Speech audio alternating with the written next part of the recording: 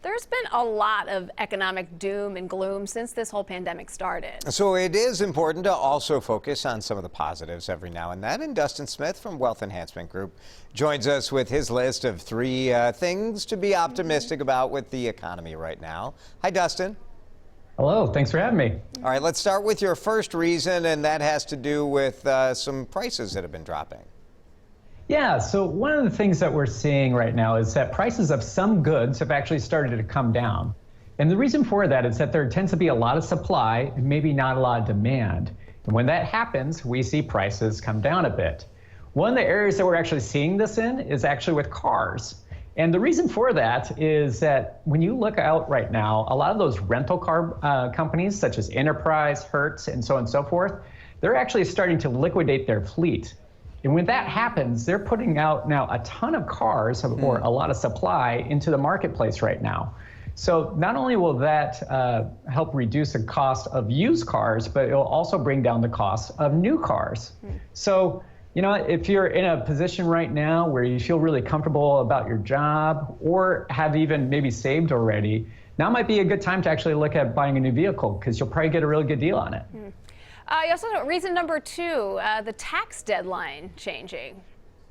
Yes. So a lot of people might not know this, unless you're a nerd like me, but one of the things is that you can actually make a contribution into a traditional IRA, a Roth IRA, or an HSA for the prior year, as long as that's done before tax filing deadline.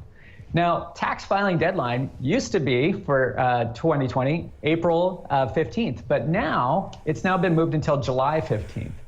So what that means is if you have not made a traditional IRA, Roth IRA, or an HSA contribution for 2019, you still have the time to do so. And that can actually really help reduce some of your tax bills right now. Third reason to be optimistic is, well, things have been really bad. Yes, I'm cautiously optimistic here, right? So don't want to go too far out on a limb. Right. But, you know, if we look around the world, we're actually starting to see some death rates starting to decline in some areas, which is great news.